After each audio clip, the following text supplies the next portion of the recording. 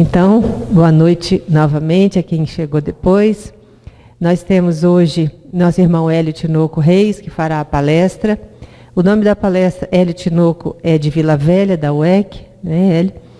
E a palestra de hoje, Treino para a Morte.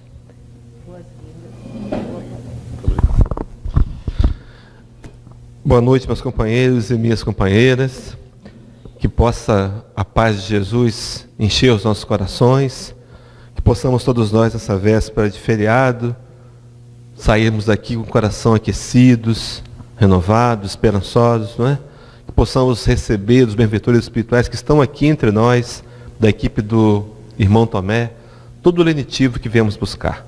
Que possamos nós também facilitar esse intercâmbio com os benfeitores, nos mantendo atentos, mantendo nosso coração com os pensamentos melhores e mais sublimes e buscando, através da prece, da oração, essa conexão com a divindade, essa conexão que nós tanto precisamos e que ao longo da história nós temos percebido e tomado consciência de que sem a presença da divindade em nossos corações, qualquer outro tipo de sucesso ou aquisição se torna vazio e se torna vão. Então, meus irmãos, que os benfeitores espirituais, que Jesus possa falar nos nossos corações e que eu possa nessa noite ser o instrumento utilizado pelos benfeitores espirituais para a gente travar a linguagem do coração, para sairmos daqui com os corações repletos de luz. O tema, treino para a morte. Os companheiros querem treinar para a morte? Aí não, né? A gente também não quer, não. Esse tema, ele surgiu, os companheiros do DIGE, do Departamento de Infância e Juventude, lá da União Espírita Cristã, teve há uns 2 meses atrás, me parece que foi setembro, o mês do DIGE, e eles propuseram uma série de temas, e o que me coube foi falar do treino para a morte. E como amanhã a gente costuma comemorar o dia de finados, que na verdade não estão finados coisa alguma, né? Mas o dia que se dedica aos mortos, nada melhor do que hoje começar pensando em falar de morte. Mas a morte, queridos, é algo muito estigmatizado. Nós temos uma visão de morte completamente deturpada da realidade. A morte para a gente, para a maioria das pessoas, é um sofrimento muito grande. A morte é linkada com muita dor, com separação, com desespero, né? Se nós olharmos, por exemplo, os antigos cemitérios, a grande maioria deles ainda hoje existentes, são locais assustadores, né? Aquelas imagens cinzas, até as árvores são cinzas, tudo muito estranho. E nós trazemos do passado uma série de informações contrárias à realidade, mas informações que para nós são verdades. Nessa noite, meus irmãos, nós viemos aqui questionar a morte, entender a visão espírita sobre morte, que a gente às vezes não entendeu, ou até entendeu racionalmente o conceito novo, mas ainda estamos sentindo no psiquismo o conceito antigo. Todos nós temos um certo medo da morte. Ninguém de nós quer morrer, ninguém de nós quer chegar nesse momento tão cedo, né? A gente fica pensando que ele vai vir bem longe daqui. Mas é assim, por que nós temos medo da morte? O que a história pode nos propor e o que a doutrina espírita pode nos explicar com relação à morte? Para começar, só para a gente entender esses conceitos, a gente vem trazendo uma série de informações do passado e uma série de lembranças também, que nós acumulamos no nosso banco de dados perispiritual. E eu fico imaginando, meus irmãos, que esse medo da morte faz sentido. Imaginemos que nas encarnações passadas, pelo menos algumas, as 4 últimas, ou 3, não sei, como é que foi a nossa morte? Como é que deve ter sido a nossa morte? Uma morte tranquila? Uma morte serena e suave? Imagino que não, o mundo era um mundo incivilizado, bárbaro. Haviam guerrilhas, guerras, confusões, atritos. As pessoas costumavam queimar as outras vivas, ou matá-las cortando a cabeça, com uma espada. Ou quando não, as colocavam num calabouço, trancavam as portas e deixavam ali morrer de fome. E nos últimos momentos eram os ratos que matavam a fome comendo aquelas pessoas. Quem sabe alguns de nós, enterrados vivos. Então a morte realmente tem essa ideia porque traz para a gente uma lembrança ruim. É bem verdade que de uns séculos para cá, a gente tem tido uma morte muito menos dolorosa. Os recursos médicos, a medicina, facilitaram a descoberta dos analgésicos, não é? Facilitou hoje as UTIs, As pessoas morrem com muito menos dor do que morria no passado. Mas nós, espíritos imortais que somos, trazemos embrionário, trazemos fixado no nosso banco de dados perispiritual essas informações. Então, treinar para a morte. Qual o conceito? Qual é a ideia de se falar em treino para a morte? Esclarecer melhor o que é a morte na visão espírita. Para começar, vou contar uma história do Richard Simonetti. Ele conta em uma de suas palestras, e me parece que está no livro Quem Tem Medo da Morte. Ele conta que certo homem, um trabalhador, morava numa região distante, e para ir até a sua casa, ele teria que percorrer um caminho um tanto quanto perigoso. Havia muitos mitos de que ali haviam almas penadas, e mesmo assim, extra as questões espirituais, haviam também uma zona muito difícil de se passar por conta de assaltos. Mas esse homem trabalhava, saía no horário no final da tarde, e quando passava naquela região, ele ainda tinha a luz do dia a seu favor. E sempre fez o caminho. Mas certo dia ele teve que fazer umas horas extras no trabalho, e saiu mais tarde, e já encontrou a noite no seu caminho. E ele começa a caminhar muito amedrontado. E começa a caminhar com passos rápidos, talvez cantando uma música, assoviando, para poder vencer o medo. E de repente ele começa a ouvir atrás de si passos, pegadas, e ele fica preocupado. E ele pensa: o que será? Quem será?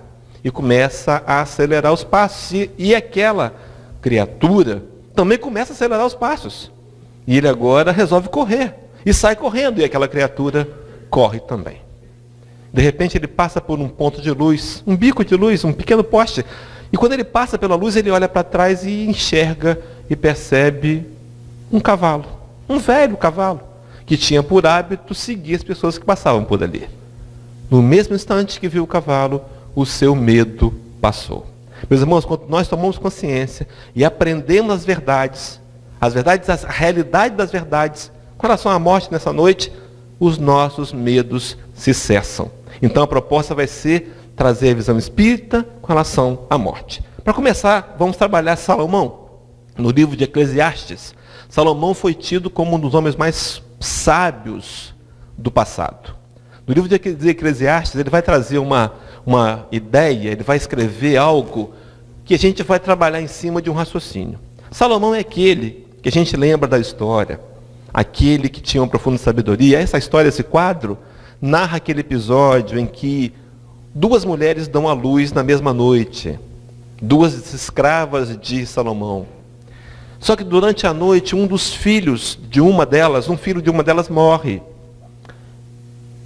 E aquela mãe, que tinha o filho morto, resolve trocar as crianças. Aproveita do sono da mãe que o filho não morreu, troca as crianças. E quando o dia amanhece, ela agora com o filho vivo, e a outra mãe com o filho morto, entra em desespero. Começa a gritar: não, meu filho morreu. Mas percebe que não é seu filho. E começa uma discussão. E essa discussão se avoluma e é levada a Salomão. Salomão pergunta à mulher: esse filho é seu? É meu filho. Esse filho é seu? Esse filho é o meu. Dela morreu. E Salomão, então, numa atitude de extrema sabedoria, ele diz assim: chama um guarda e diz: traga a espada. Vamos fazer o seguinte: vamos cortar a criança ao meio. Você fica com a metade e ela fica com a metade. E de repente a verdadeira mãe começa a gritar, desesperada: não pode deixar o filho com ela. Pode deixar o filho com ela, ela é a mãe. E Salomão, entendendo na sua sabedoria, diz: não, entregue para ela. Entregue para a verdadeira mãe. E faz punir aquela que cometeria o delito. É Salomão, extremamente sábio. E olha o que ele escreve com relação à morte. Ele vai dizer assim: lembra-te do teu Criador nos dias da tua mocidade, antes que venham os maus dias e cheguem os anos dos quais venhas a dizer: não tenho neles contentamento. Nós, no passado, meus irmãos, tínhamos uma imagem muito ruim com relação à morte e também com relação à velhice. A proposta, então, era que nós nos lembrássemos de Deus enquanto podíamos, enquanto tínhamos forças, enquanto tínhamos energias. Esse texto foi usado muitas vezes na religião para nos alertar e nos lembrar de que realmente a maioria de nós espera se aposentar para servir a Deus, ou espera ter mais tempo, menos vigor, cuidar dos filhos, enfim, A hora de lembrar de Deus é agora. A hora de lembrar-se de Deus é sempre.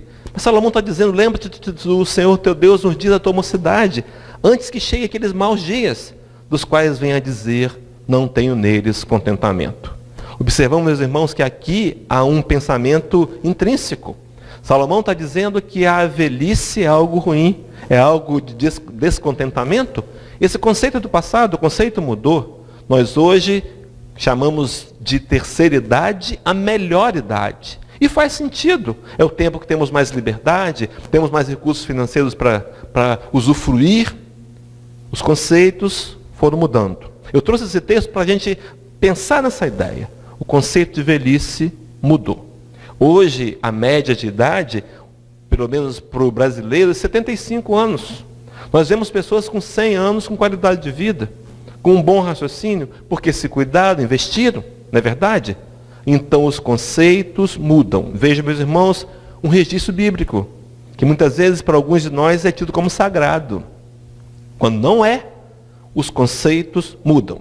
Seguindo esse raciocínio e ampliando a ideia do treino da morte, na nossa história, vamos encontrar na mitologia grega, e nós, meus irmãos, a maioria de nós viemos do mundo grego. Nós viemos do mundo grego. Nós tivemos encarnações lá, bem provavelmente sim. E lá nessa história, nesse conceito, haviam a mitologia grega, e um deles fala sobre o Carote, o barqueiro dos mortos. Conta que esse homem, que esse espírito, essa entidade, atravessaria os que morriam para o mundo dos mortos, para o Hades, por 2 rios. O rio Estige ou então o rio Aqueronte. Mas, para que os mortos pudessem ser conduzidos para o outro lado da vida, eles teriam que levar uma moeda, um danak. Colocava-se no bolso, então, dos mortos, uma moeda.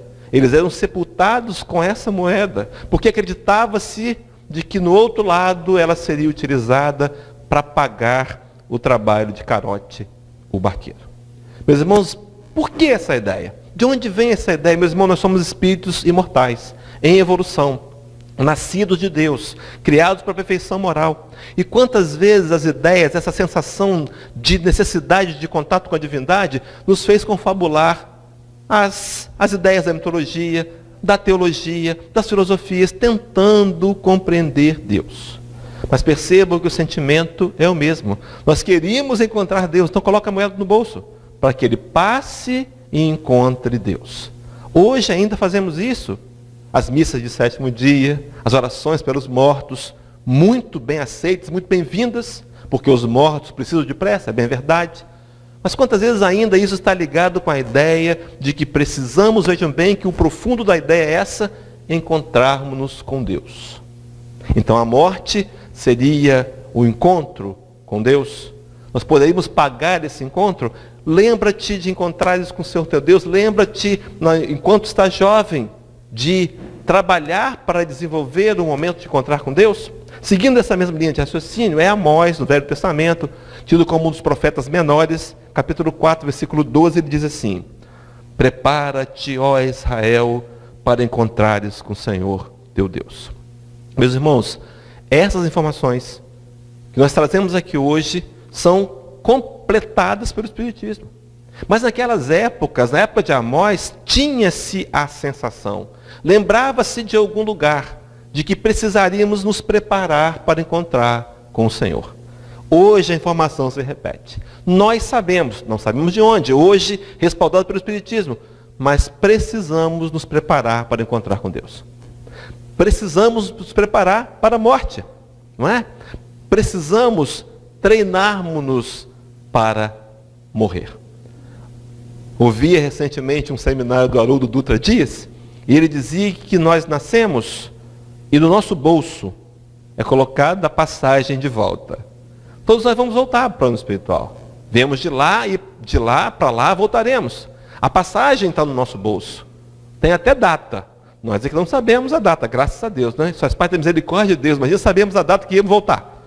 Ia ser para alguns de nós, estivesse mais perto, meio desesperador. Mas enfim, nós estamos aqui para nos preparar para voltar, para encontrar com Deus. Esse prepara-te, então, ele tem a ver com treinamento. E vejam só, prepara-te, apontando para a gente como se fosse trazendo uma ideia de que nós podemos, então, interferir com ações reais para ter esse encontro com Deus. Companheiros, concordam comigo? O raciocínio é um só. Isso serviu de introdução. Mas veja como é que segue o texto. Preparação. Preparação é a ação de preparar. Dicionário comum. Ação de se preparar. Então, preparação é treino. Treinar para a morte significa estarmos conscientes, aprendermos melhor dela, investigarmos por que as coisas acontecem como acontecem, quais são os resultados, quais são as experiências dos que nos antecederam na história da morte, quais são os conceitos religiosos que trazemos, que estão nos influenciando hoje a ter medos ou não, a aceitarmos, a entendermos a morte ou não. Então, nesse sentido de preparação, de se preparar, a doutrina espírita vai nos auxiliar profundamente, meus amigos, meus irmãos, a entender a dinâmica da morte, a entender a realidade inevitável do retorno ao plano espiritual e, mais que isso, nos ensinar a aproveitar, como bem disse a leitura do Vinha de Luz, capítulo 20, a porta estreita, aproveitar a oportunidade reencarnatória que nós estamos experienciando. Meus irmãos, eu fico imaginando, eu ouvi recentemente Divaldo Franco, também no seminário, numa palestra, dizendo que o planeta Terra tem em torno de 30 bilhões de espíritos, entre encarnados e desencarnados. Eu não sei exatamente onde ele tirou essa informação, mas se Divaldo Franco pode falar, eu fico tranquilo, também posso falar. 30 bilhões de espíritos. Se somos encarnados próximo de 7,3 bilhões, vamos supor 7 bilhões, há 23 bilhões de espíritos desencarnados. Nós usamos um bom argumento para convencer os benfeitores que deveríamos vir. Fizemos até promessas, né? Dissemos, olha, me manda dessa vez que você vai ver. Dessa vez eu vou acertar. E viemos. Mas quando chegamos aqui, meus irmãos, somos envolvidos por uma sensação, pelo tato, por esse torpor da matéria. E começamos, às vezes, a acreditar que somos matéria. E até dizemos, essa noite eu dormi e o meu espírito viajou. Não, na verdade, quem viajou fomos nós espíritos, o corpo ficou. Nós somos espíritos e temos um corpo. Não somos um corpo que tem um espírito. Mas o conceito foi sendo dilatado desse sentido. E quantas vezes ainda a gente acredita, a gente pensa que alguns conceitos que são tão básicos não influenciam nossa história de vida? Influenciam sim, influenciam agora. As minhas decisões, talvez o medo da morte me impeça de conhecer um lugar, de viajar de avião ou de submarino. Não é assim? Os medos que nós temos, trazidos do passado, com uma razão lógica, mas não são racionais e nem são reais, nos paralisam. Quantas vezes temos medo de investir na vida, em nós mesmos? Eu não vou fazer um concurso público não, porque eu não vou passar mesmo. De onde nós tiramos isso? De onde vem essa informação? Ela existe em nós. Para nós ela é verdade. Mas muitas vezes é irreal. O medo da morte é um medo irreal. Não precisaríamos temer a morte daqui a algumas encarnações, no mundo mais evoluído, no mundo de regeneração, migrando para ser o mundo de felicidade, não vamos mais precisar temer a morte. Teremos pleno conhecimento. Mas que conhecimento é esse? O que hoje a doutrina espírita nos apresenta. Meus irmãos, não precisamos temer a morte. A vida continua. Morrer é simplesmente largar o envoltório físico. O corpo fica. O espírito permanece. O espírito é imortal. Criado por Deus, que é eterno, criou o espírito imortal. Programado, predestinado a uma perfeição moral, a encontrarmos a felicidade.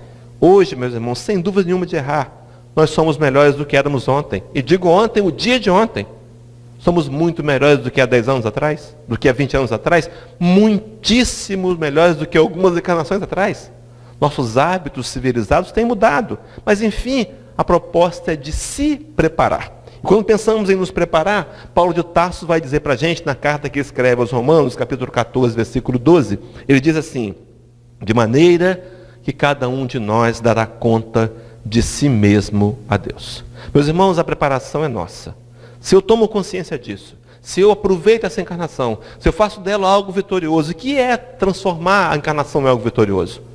É construir valores imortais.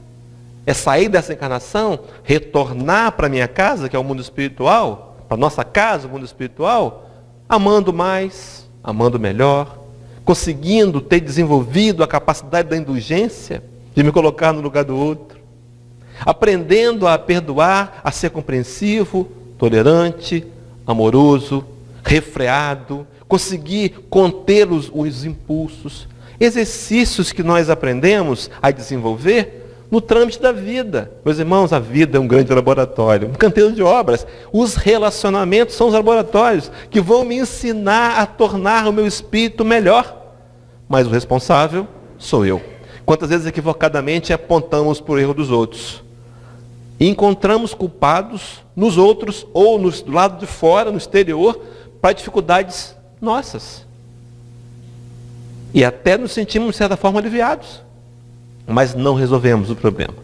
Nós só começamos a resolver as questões de cunho pessoal quando enfrentamos e encaramos nossa parcela de responsabilidade diante da vida. Não importa se é o outro que faz, o que fez, o que deixou de fazer.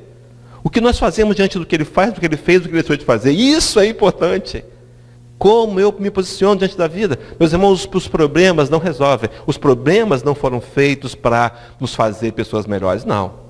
A nossa posição diante dos problemas, sim, nos fazem pessoas melhores. Sofrer, sentir dor, não faz ninguém melhor. O que eu faço com a dor, como eu sinto, como eu passo por ela. E o entendimento espírita vai contribuir profundamente para esse entendimento. Paulo de Tarso, então, foi um doutor da lei. Foi um homem que recebeu poderes do Império Romano. Ele podia matar. Participou de vários julgamentos. Ele tinha status de juiz de direito hoje. E ele vai dizer para a gente, no outro texto, na carta aos Coríntios, capítulo 2, segunda carta, capítulo 5, versículo 10, Paulo diz assim, trazendo a imagem de um julgamento, de um tribunal. Ele vai dizer assim, porque importa que todos compareçamos perante o tribunal de Cristo, para que cada um receba segundo o bem ou mal que tiver feito por meio do corpo. Vejam só, 1800 anos atrás, antes da doutrina espírita. Paulo encarnado. No Espiritismo, ele também é um dos espíritos da codificação. Apresenta-se como o nome de Paulo, apóstolo, né? Um nome pomposo. Mas ele está plenamente consciente da realidade atual, meus irmãos.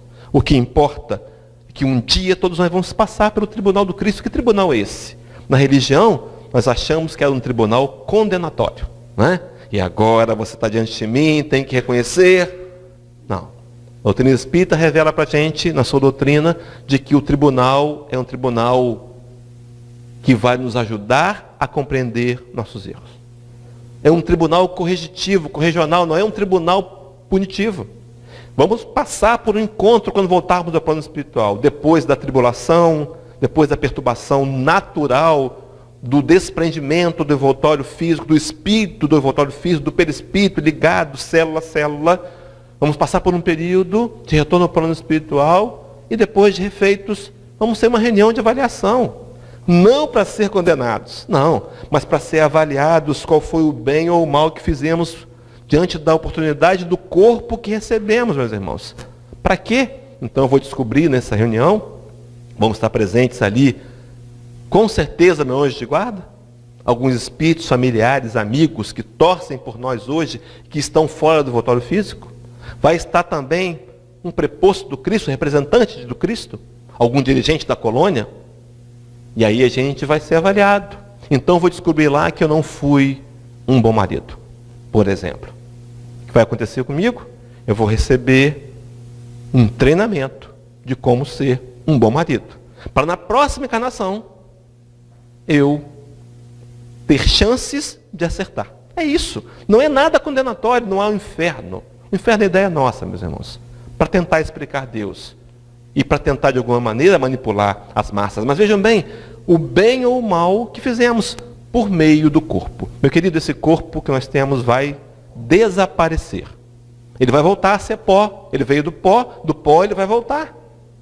Quantas vezes valorizamos excessivamente a matéria? É importante dar valor à matéria? Sim, claro. É por meio desse aparelho, que André Luiz chama de aparelho, esse corpo, Nós construímos e adquirimos o patrimônio do espírito imortal. Não estamos aqui por acaso, meus irmãos. Não viemos a esse planeta por acaso. Muito menos viemos aqui para nos divertir. Aqui não é um parque de diversões. Aqui é um laboratório, um canteiro de obras, um local de trabalho, onde, com as experiências da convivência, nós olhamos para nós mesmos. Nos enxergamos com honestidade. Descobrimos as falhas que cometemos. Para quê? Para corrigi-las. Para, ao retornar ao plano espiritual, a gente ser recebido como alguém que validou e fez da encarnação algo vitorioso com a proposta espiritual. Nesse mesmo seminário que eu comentei do Haroldo Dutra, que ele diz da passagem no bolso, de retorno, ele conta que certo companheiro retornando ao plano espiritual foi recebido pelo seu mentor. E o mentor estava de cabeça baixas, balançando a cabeça de um lado para o outro. E ele vendo o mentor, ele ousou perguntar: o que houve? Fiz alguma coisa errada? E o mentor disse: você errou. Você errou de novo, no mesmo erro. Não dá para ser pelo menos criativo e errar no outro erro? No mesmo erro. Quantas vezes, meus irmãos, nós somos recebidos porque erramos, continuamos errando no mesmo erro. E estamos aqui para errar de novo, até um dia acertar. Mas vai haver o dia que vamos ser recebidos, quando adentrarmos no portal do novo mundo, da nossa vida real, do mundo espiritual, nosso mentor vai estar sorrindo e balançando a cabeça e fazendo um tinindo para a gente. Porque conseguimos parte acertar, na outra encarnação, uma outra parte, mas os esforços precisam ser constantes. Primeiro, tomar consciência, meus irmãos, estamos aqui para nos melhorar como espíritos imortais. Esse corpo não é patrimônio nosso. É algo devidamente preparado, personalizado, com características que eu necessito para evoluir o espírito, mas que é temporário. Passa de uma hora para outra. Seguindo então, para a gente poder aproveitar o tempo, treino para a morte. Voltando para o treino, a gente pensa: o que é a morte? Não é? Treino para a morte, aqui tem dois sentidos. O primeiro deles, o retorno ao plano espiritual. Nós chamamos aqueles que voltaram no plano espiritual antes da gente de mortos.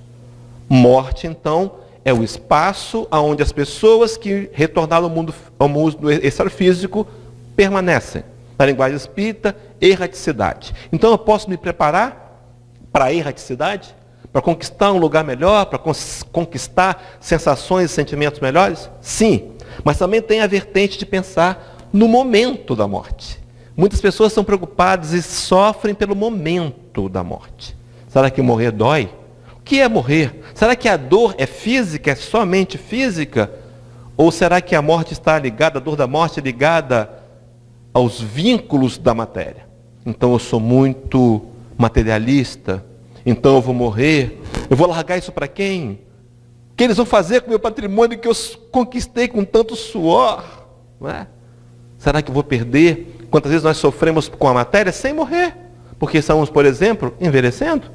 Perdemos a textura da pele, a performance, e achamos que estamos morrendo, estamos ficando velhos. Quantos morrem, antecedem a morte, pelo menos o sofrimento, porque não conseguem entender a realidade? Meus irmãos, todos nós estamos aqui para morrer. Nós estamos aqui para morrer, essa é a realidade. Mas esse momento da morte, o que o Espiritismo pode contribuir para a gente entender e melhorar esse conceito? Vamos lá. Primeiro dizer que há possibilidade de treinar para a morte. Vamos treinar. Daqui a pouco eu vou trazer 8 sugestões práticas do treinamento prático para morrer. Depois pode copiar, mas não vão usar agora não, pelo amor de Deus. Para não dizer que fui eu que azarei. Não. Todo mundo tem sua hora. Vamos lá. Começar. Primeiro, Livro dos Espíritos, questão 165. Uma questão central para entender a morte na visão espírita. Kardec pergunta assim: o conhecimento do Espiritismo exerce alguma influência sobre a duração mais ou menos longa da perturbação após a morte? Essa que eu citei. Quanto mais o espírito é desmaterializado, quanto mais ele é desprendido da matéria, menos tempo esse desligamento do envoltório físico leva. Menos tempo leva. Quanto mais ligado à matéria, mais demora o desligamento. Existem companheiros chamados técnicos do desligamento. São companheiros que vão trabalhar numa cirurgia, que é desligar os fios de energia que estão unindo duas células no mesmo lugar. A célula física e a célula perispiritual. Há um trabalho. A gente não conhece esse trabalho, nunca foi dito com profundidade, mas existem trabalhadores. Quanto mais eu, o espírito, apegado à matéria, mais dificuldade esses companheiros têm. Quanto mais o espírito for materializado, materialista, esse tempo pode durar dias, meses ou até anos. A literatura espírita narra que há companheiros que veem os seus corpos apodrecerem na sepultura, por de tão ligados que estão à matéria, e não conseguem esse desprendimento. Mas seguindo então, Kardec pergunta, o espiritismo pode contribuir? Esse conhecimento pode diminuir a duração do sofrimento, dessa perturbação natural? Os espíritos superiores não passam, ou passam muito pouco por essa perturbação. Não é? Eles têm plena consciência que são espíritos e passam com mais facilidade. Os benfeitores vão responder a Allan Kardec. Influência muito grande. Por isso, acho que influencia, né? Tá, influência, mas acho que eu botei errado aquele acento circunflexo. Mas bom, vamos lá. Influência muito grande. Por isso que o espírito já antecipadamente compreendia a sua situação. Mas a prática do bem e a consciência pura são o que maior influência exercem. Vamos lá. Primeiro está dizendo que a doutrina espírita pode contribuir muito. Tem uma influência muito grande. O conhecimento. Então, meus irmãos, vamos supor, claro que é só uma suposição, que a gente acorde, de repente, no lugar escuro, ouvindo uns uivos. Você pensou assim, meu Deus, eu morri. Eu não sei porquê, mas eu estou isso aqui é umbral.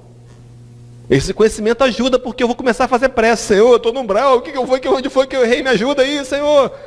Eu já sei que a oração que vai levar ao arrependimento é o caminho de reparação com a luz no mundo espiritual.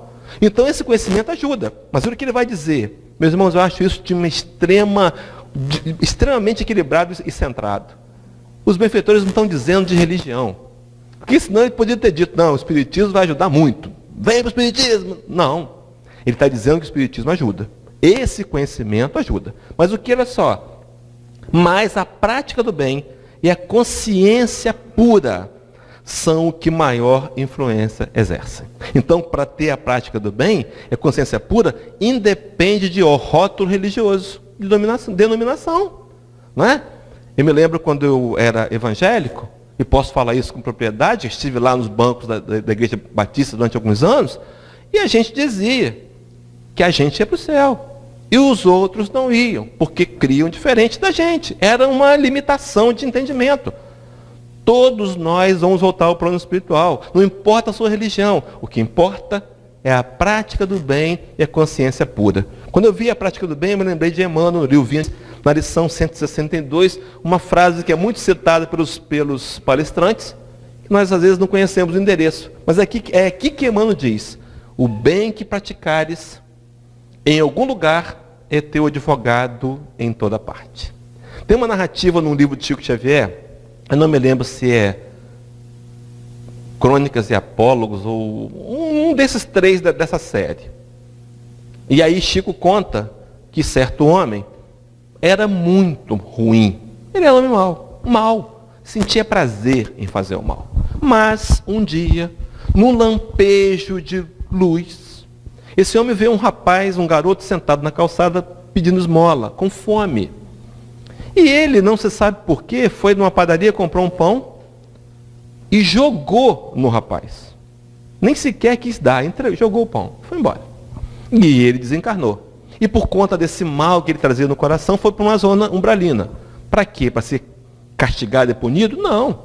Para repensar os seus conceitos. Umbral é um lugar de repensar. Se acordar no umbral, já sabe, olha, tem que repensar a minha história, né? Tá. Mas um dia esse companheiro está lá no umbral, aparece uma entidade luminosa para resgatá-lo. E ele ficou surpreso, ele falou, mas meu Deus, eu pensei que eu nunca ia sair desse lugar. Por que eu estou sendo recolhido? E o benfeitor disse, é porque alguém lá na terra ora por você. De vez em quando ora por você. Mas quem é? E ele contou a história. Aquele rapazinho, aquele menino, cresceu, se transformou num homem, arrumou um trabalho, uma vida mais digna, e de vez em quando lembrava daquele pão, daquele homem, e fazia uma prece, pedia em prece. Aquela oração de um pequeno bem ajudou aquele homem a ser resgatado. Meus irmãos, não percamos a oportunidade de fazermos o bem. Pode ser coisa pequena, tirar um lixo do chão, ou não revidar uma ofensa, ou então não buzinar. Eu sei que aquele que buzinou atrás de você está injusto. Não buzina não. Deixa ele com Deus. Quantos mais eu consigo tomar ações no bem, mesmo que sejam pequenas, se forem grandes, então melhor. Se eu puder reservar um dia da minha agenda para vir para a casa espírita, para fazer o trabalho de assistência social que a casa propõe nas comunidades mais carentes, se eu puder ir lá, faz. Você não pode ir, traz a cesta básica, traz o alimento. Precisamos estar focados de que o exercício no bem é um dos ingredientes fundamentais para facilitar o retorno ao mundo espiritual. Tudo bem até aqui? Mas sigamos. Consciência tranquila. Então não é só conhecimento do bem, é prática do bem. O que é consciência tranquila? Eu vou chegar em casa hoje, vou fazer a minha avaliação antes de dormir e vou perceber que hoje eu fui maravilhoso. Eu não senti raiva, né? Eu fui uma pessoa amorosa, eu não briguei com ninguém. Então eu posso dormir com consciência tranquila? É isso? Não. Consciência tranquila, quando eu chego em casa, faço a minha avaliação e percebo que eu tentei fazer o meu melhor. Eu estava tentando fazer, mas eu perdi a cabeça. Mas eu voltei atrás, não fiquei magoado, fiz uma prece. Meus irmãos, quando nós fazemos o nosso melhor, isso nos dá consciência tranquila. Consciência pura. Consciência pura tem a ver com o que ela fala de Jesus no livro de Mateus, capítulo 5, versículo 8. Quando ele diz assim, bem-aventurados os limpos de coração, porque eles verão a Deus. Meus irmãos, para ver a Deus, eu tenho que estar limpando o meu coração, tirando os maus sentimentos. Então vem lá uma inveja, eu faço uma prece. Porque inveja vem, ciúme vem, raiva vem. Nós somos seres que temos sombras ainda e estamos em evolução. Ah, então eu não valho nada porque eu tenho inveja? Não, quem disse isso? Você é maravilhoso, você é especial, você é um ser único criado por Deus, que ainda está em construção. Então eu percebo que eu tenho inveja, o que eu tenho que fazer? Trabalhar o raciocínio, pedir a Deus ajuda. Eu não quero sentir isso, Senhor. Me ajuda a vencer. Não é? Essa má inclinação, é assim que a gente se transforma do átomo ao arcanjo, como diz a questão 540 do Livro dos Espíritos. Mas enfim, seguindo, prática do bem e consciência pura, eu me lembrei do capítulo 15 do Evangelho segundo o Espiritismo, item 9, diz assim, compreendem que para chegar a Deus uma só é a senha, caridade. Allan Kardec, parafraseando Paulo de Tarso, no capítulo 15, vai criar o lema do Espiritismo, que é fora da caridade não há salvação. Meus irmãos, a melhor maneira de nos ajustarmos, de nos melhorarmos como pessoa, é fazendo bem. É fazendo a caridade. Essa é a senha. Você está com depressão? Está com um problema qualquer sério? Procura ajudar as pessoas. Tenta fazer isso. Vai numa instituição qualquer, ou vem para a casa espírita e pergunta onde eu posso ser útil. Meus irmãos, as coisas mudam quando eu tiro o foco de mim para colocar o foco no outro. A doença, a nossa doença, chama-se egoísmo. É a nossa doença. Os outros nomes que damos são reflexos do egoísmo. Estou com depressão. Depressão, no fundo, é egoísmo. Porque eu não sou o que eu queria ser. A minha autoestima cai. Eu queria ser uma estrela de Hollywood. Bonito, alto, louro, rico, dirigindo uma Mercedes. A minoria do planeta faz isso. A maciça minoria faz isso. A maioria não faz isso. E nós não aceitamos a nossa história, e não aceitando eu crio conflitos pessoais. Acho que eu não tenho porque eu não sou importante. Quem disse isso? Um equívoco. Mas enfim, companheiros, a caridade. Vem para a casa espírita, ou vai para uma instituição, vai para o CVV, ou vai para onde você quiser ir. E diga, eu quero ser voluntário. Vai visitar os doentes no Santa Rita. Vai fazer o curso que a AMES está promovendo para capelania. Faz o curso. E vai visitar os doentes. A gente volta de lá sem saber por que está melhor.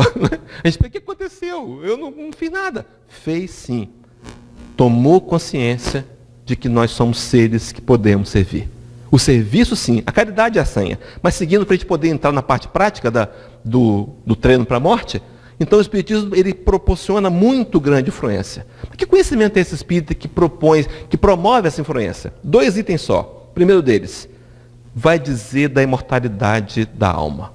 Meus irmãos, nós somos espíritos imortais. Nós somos espíritos. Guarde isso. Esquece tudo o resto que eu falei, depois você vê pela internet. Nós somos espíritos. Nós não somos matéria. Nós estamos na matéria e somos espíritos. Segunda informação importante. A responsabilidade ante as escolhas da vida é nossa. Não é do outro. Espíritos imortais que vamos dar contas para nós mesmos das atitudes, das escolhas do passado. Só isso. Esse conhecimento espírita me faz pelo menos pensar 2 vezes antes de furar o pneu daquele camarada que fica com aquela música alta perturbando o meu sono. Porque eu aprendi a não me vingar. Mas se eu acho que eu fiz mal para ele, meus irmãos, fiz mal para mim. Benfeitor espiritual de Divaldo Franco, Joana de Andes, ela tem uma frase que diz assim: o mal que me faz mal não é o mal que as pessoas me fazem. O mal que me faz mal é o mal que eu faço para as pessoas. Isso é espiritismo. Isso é conscientização. Ah, então ele me bateu, eu bato nele. Bati. Eu cometi o mesmo erro. Ah, mas ele bateu primeiro. Não importa. Nós estamos aqui para aprender a dar a outra face. Não é literalmente. Fui agredido? Reajo amorosamente. É outra face isso. É agir de outra maneira contrária daquela que eu estou recebendo. Isso vai impactar as pessoas, fazendo pensá-las. Elas não vão fazer, elas vão pensar. Meus irmãos, a gente está aqui para entender que somos responsáveis. 2 informações que podem mudar o nosso conceito sobre morte. Somos espíritos. Então eu vou morrer. Já morri uma porção de vezes. Já morri uma porção de vezes. Já foram várias as mortes. Estamos cansados de morrer, né? E nós somos responsáveis pela vida e pelo que fizemos diante da vida. Seguindo então esse raciocínio, Gabriel Delany, no livro O Fenômeno Espírita, no prefácio, ele vai dizer assim: o Espiritismo é uma ciência cujo fim é a demonstração experimental da existência da alma e de sua imortalidade, por meio de comunicações com aqueles aos quais impropriamente têm sido chamados de mortos. O lado ciência do Espiritismo. Ontem fazia uma palestra em Bom Jesus do Itabapoana, no Rio de Janeiro, e comentei lá de Chico Xavier. Recentemente um documentário, um arquivo, um trabalho feito por Marlene Nobre, antes de desencarnar, é claro, junto com uma equipe. Eles conseguiram recolher das cartas de Chico Xavier, das cartas que Chico recebeu dos mortos, entre aspas, para os vivos, 20 mil cartas. Foi só o que eles conseguiram recolher. Foram muito mais. Das 20 mil cartas, 52,5% delas, deve dar aí quase 11 mil, né? A assinatura e a letra, a caligrafia, era do morto. Isso é ciência. Não dá mais para questionar, o homem não pode ter fingido 11 mil cartas.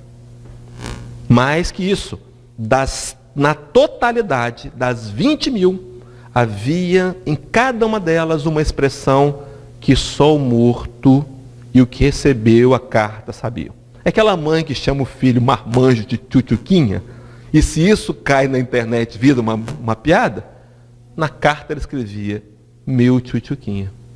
Só ele sabia, Chico não podia saber disso. E as pessoas dizem: ah, Chico foi um farsante. Que farsante, né? Maravilhoso. Mas enfim, a ciência espírita provando que a vida continua. O seu morto, entre aspas, não está morto, está mais vivo que a gente. Morto está a gente. Que estamos aqui mergulhados na matéria, né? Preso naquela prisão que o Cristo teria dito. Mas enfim, seguindo para a gente poder chegar na parte prática, então o conhecimento do Espiritismo sobre mortalidade e essa responsabilidade que ela traz, nos faz entender melhor a morte. Vejam só, Allan Kardec, na questão 997, nos comentários vai dizer assim: não se deve perder de vista que o espírito não se transforma subitamente após a morte do corpo. Tem gente que acha que morreu e virou santo, né? Era ruim no enterro, todo mundo, ah, Deus vai recebê-lo. Vai sim, mas vai ter que passar por outros lugares. Vamos lá. Se viveu vida condenável, é porque era imperfeito. Ora, a morte não torna imediatamente perfeito. Pode, pois, persistir em seus erros, em suas falsas opiniões, em seus preconceitos, até que haja esclarecido pelo estudo, pela reflexão e pelo sofrimento. Então tem 3 maneiras da gente ser esclarecido. Olha só, o estudo Então o Espírito de verdade dizia: espíritas, amai-vos, esse é o primeiro ensinamento. Espírita, instruí-vos. Não responde não, companheiros. Qual o livro que você está lendo? Nós, espíritas, temos que estar lendo um livro. Acabou de ler, lê outro. Você frequenta os estudos que a casa tem vários estudos aqui, vários dias da semana. Você está frequentando um deles? O estudo, porque o estudo, meus irmãos, vai me levar à reflexão. Não é só estudar. Então eu sou um intelectual do Espiritismo. Sei tudo de Allan Kardec. Se eu não reflito, o que é reflexão? Em que esse conhecimento pode me ajudar? Então vou sair daqui sabendo tudo de morte. Para quê? Para olhar para mim e me questionar diante desse conceito. E por fim, o sofrimento. Aqui no sentido de dor, né? Porque hoje a gente percebe que a psicologia moderna dividiu a ideia de dor e sofrimento. Naquela época de Allan Kardec, dor era sinônimo de sofrimento. Hoje a gente sabe que dor é necessária, mas sofrimento é opcional. Você pode passar pela dor sem sofrimento. Mas aqui são sinônimos. Então eu passo pelo sofrimento. Quantas vezes eu não quero sofrer? Não quero passar pela dor. E muitas vezes a dor é o meu melhor remédio. Interessante, né? Seguindo então o raciocínio, quando fala em sofrimento, a gente vê lá os sofrimentos no capítulo 55. Olha só o benefício do sofrimento. Os sofrimentos que decorrem do pecado são de uma advertência de que procedeu mal. Dão-lhe experiência, fazem-lhe sentir a diferença existente entre o bem e o mal, e a necessidade de se melhorar para, de futuro, evitar o que lhe originou uma fonte de amargura. Então, se não tivesse dor, o que ele completa? Sem o que motivo não haveria para que se emendasse. Confiante na impunidade, retardaria o seu avanço, tinha que separar ali, e consequentemente a sua felicidade futura. Então a dor como um alerta, olha, algo está errado. A dor física como um alerta. Eu tenho que repensar o meu estilo de vida. Será que eu não estou trabalhando muito, correndo muito, não tenho tempo mais para ver as pessoas que eu amo? Né? E aí eu fico doente. É o meu corpo me dizendo, olha, repensa seu comportamento, repensa seus conceitos. Enfim, treino para a morte. Vamos lá para o treino prático. Eu tenho 12 minutos, vai dar tempo. 8, 4 nãos e 4 sim. Extraído do livro Cartas e Crônicas, Chico Xavier, pelo Espírito Irmão X, que aqui entre nós é Humberto de Campos, né? Ele vai escrever assim no capítulo 4, que tem como título Treino para a Morte. Ele vai escrever como preliminar, antes dos 8. Preliminarmente, admito, devo referir-me aos nossos antigos maus hábitos. A cristalização deles, aqui, é uma praga tiranizante.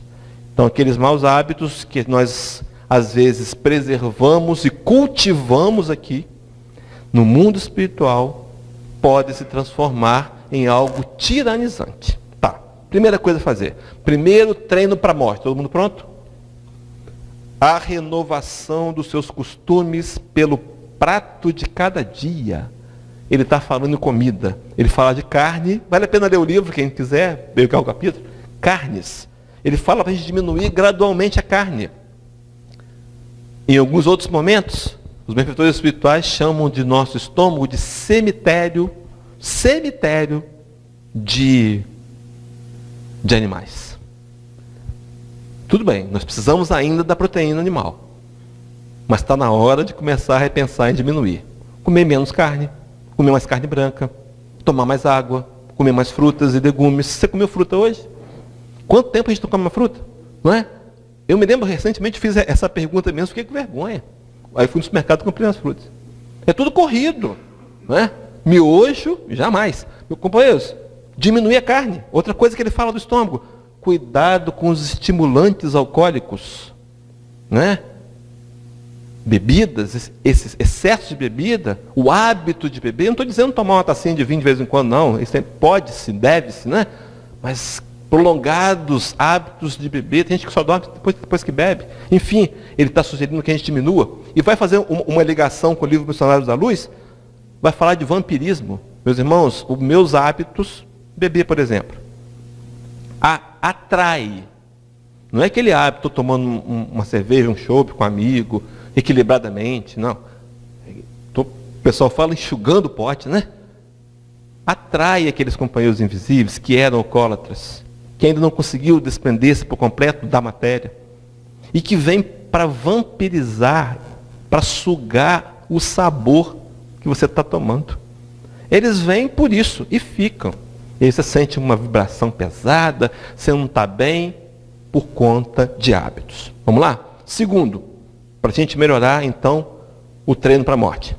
Excesso com droga, com fumo e drogas inaláveis.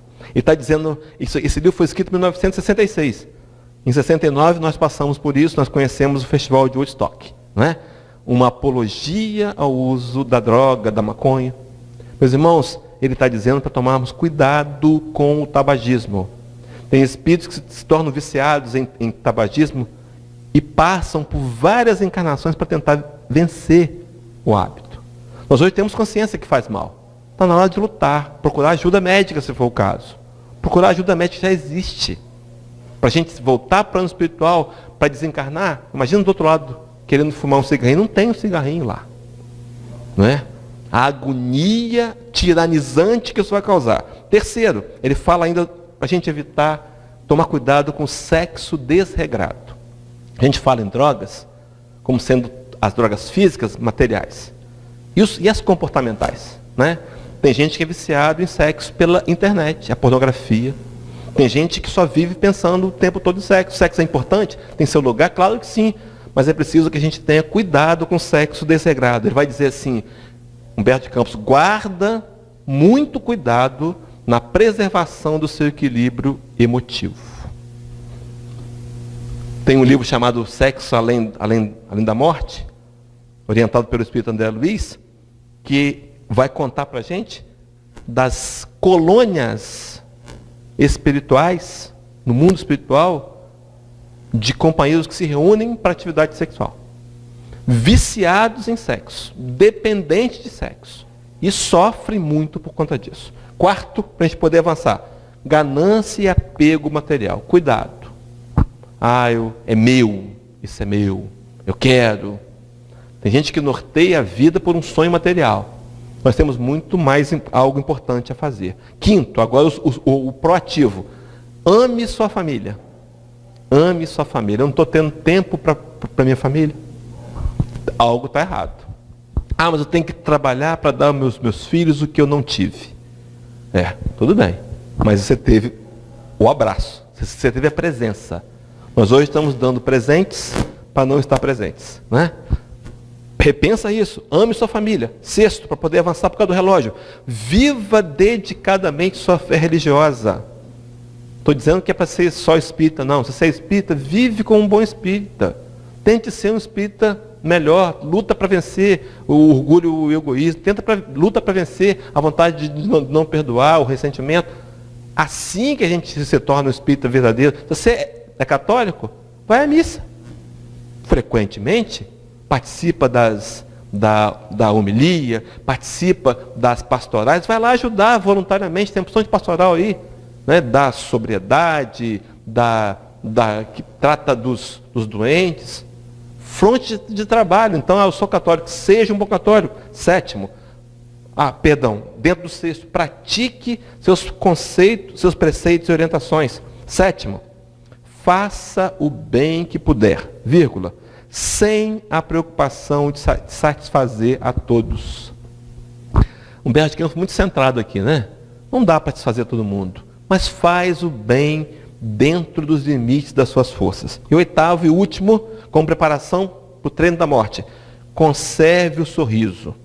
Trabalhe sempre, trabalhe sem cessar. Sorrir mais, trabalhar, tornar-se então útil e servidor. Meus irmãos, tudo isso vai servindo para quando voltarmos ao plano espiritual, o nosso reequilíbrio das energias espirituais seja mais fácil e a gente passar menos dolorosamente pela morte. Para pensar em terminar o treino para a morte, eu trouxe a agenda espírita, onde Chico Xavier, onde o espírito André Luiz vai ditar a Chico Xavier, e ele escreve assim: ninguém deve ser o profeta da morte nem imitar a coruja gorenta. Mas enquanto você guardar oportunidade de amealhar recursos superiores para a vida espiritual, aumente os seus valores próprios e organize tesouros da alma, convicto de que a sua viagem para outro gênero de existência é inevitável. Quando ele fala em tesouros aqui, eu me lembrei de Jesus, o Sermão do Monte, quando ele diz que nós deveríamos angariar, ajuntar para nós tesouros dos céus. Porque lá as traças não corroem, a ferrugem não corrói, os ladrões não roubam. Que tesouros eram esses, meus irmãos? Será que nós vamos ter um banco lá do céu para guardar algum valor? O valor são as aquisições morais que eu construo em mim.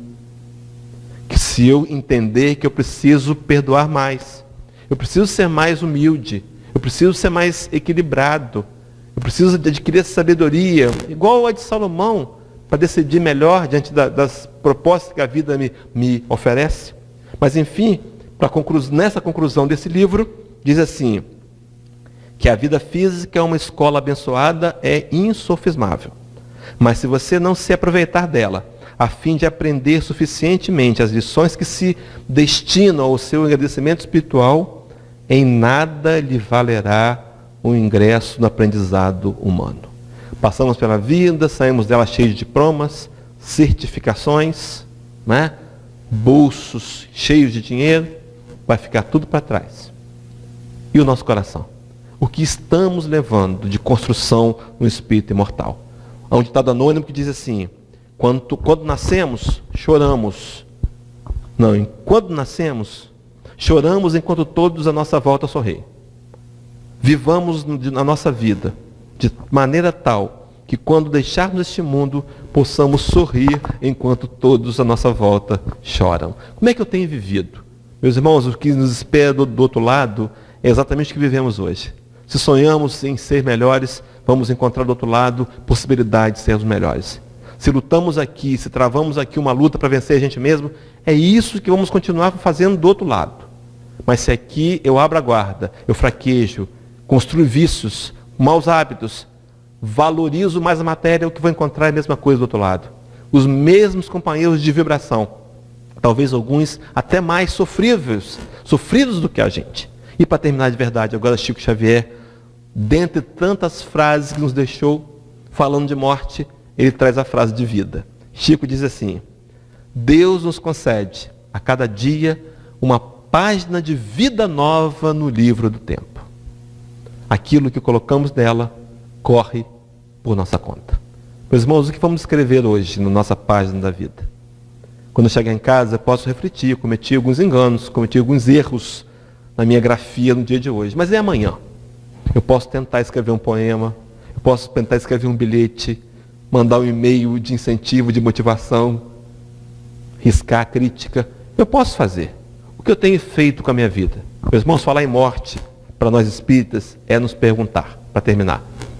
O que temos feito da nossa vida? O que você fez hoje? O que eu fiz hoje? Vamos pensar nisso. Vamos refletir. O que nós fizemos hoje para validar o espírito imortal que nós somos. Muita paz, queridos.